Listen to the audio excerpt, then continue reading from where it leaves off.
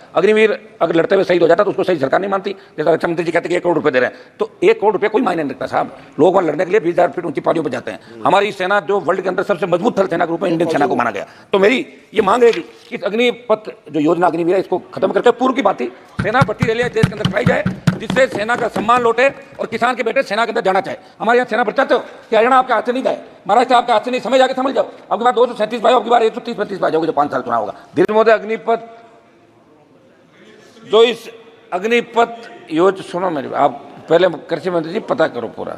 अग्निपथ योजना है, अग्निवीर उसके अंदर जाते हैं उनको कहता है। तो अग्निपथ जो योजना है ये लेके आए और उसका विरोध हमने पहले दिन से किया।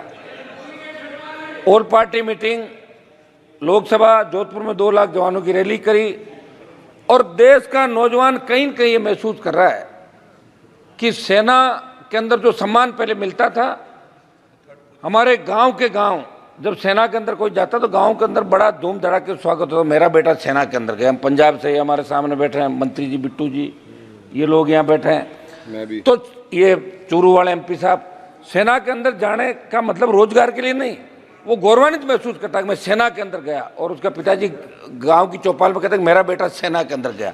ये बड़ी बड़ी सादत 62, 65, 71 कारगिल की लड़ाइयों के अंदर हमारे नौजवानों ने दी। हरियाणा, पंजाब, उत्तर प्रदेश, राजस्थान और जितने अलग अलग रेजिमेंट जो हमारी बनी सेना के अंदर, वो रेजिमेंट का एक अलग नारा होता है और वो रेजिमेंट किस तरह लड़ाई लड़ती है।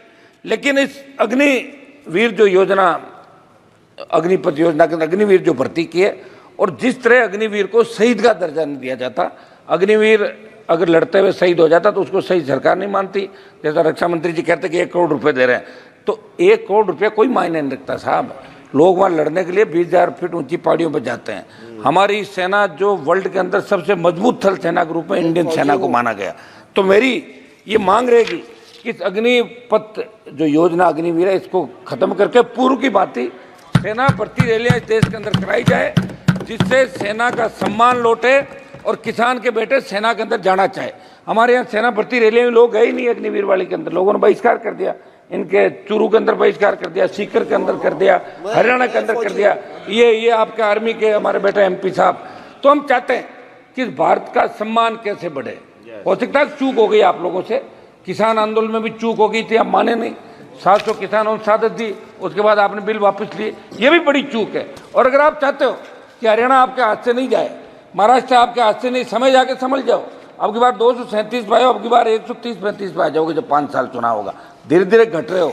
400 पार का नारा दिया था, नहीं पहुंच पाए।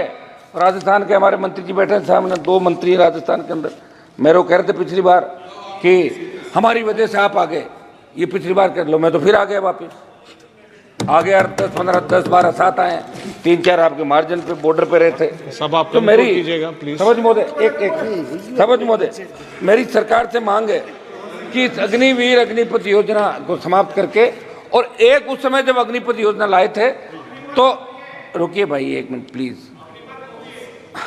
मूवी अलग है, इस योजना का नाम पढ़ ले आप, सुनो पहले पढ़ाई करो, तैयारी करो। सिवाय मोदी जी के नारे लगाने के कुछ नहीं करते आप लोग, मोदी जी ही करते, पढ़ा करो। तो ये मेरा समझ मोदे, एक उस समय क्या हुआ था कि जब योजना आई, उस समय आप कंक्लूड कीजिए। 1 मिनट साहब, पूर्व सेना भर्ती जो रैलियां होती थी उसमें हमारे बच्चों ने जो फिजिकल थल सेना आपकी, रुकिए साहब क्यों बोल रहे हैं हम, थल सेना, वायुसेना और आपकी नेवी, इन तीनों के अंदर फिजिकल हो गया और बच्चों को ज्वाइनिंग लेटर दे दिए, उनकी भी भर्ती नहीं कर रहे हो, उनकी भर्ती की जाए।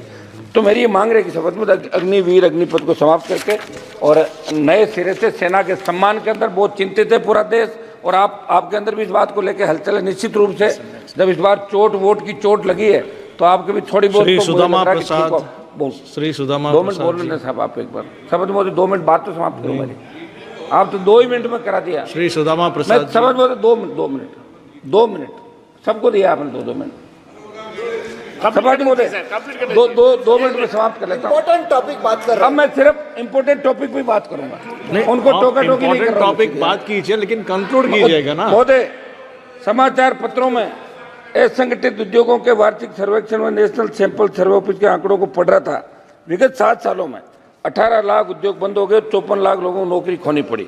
नोटबंदी, जीएसटी, कोरोना महामारी इसका कारण, प्रमुख कारण है, लेकिन अभी बात में इस बात का कोई जिक्र नहीं।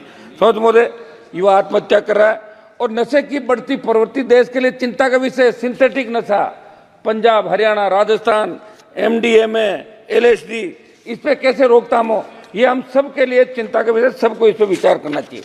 नीट की बात चली, हम भी चाहते हैं कि नीट के अंदर एक दिन की चर्चा होनी चाहिए। ये हमारी सबकी मांग है। और हमारी मांग तो ये भी है कि मंत्री जी, माननीय सभापति महोदय, आपका आभार कि आपने मुझे बोलने का मौका दिया।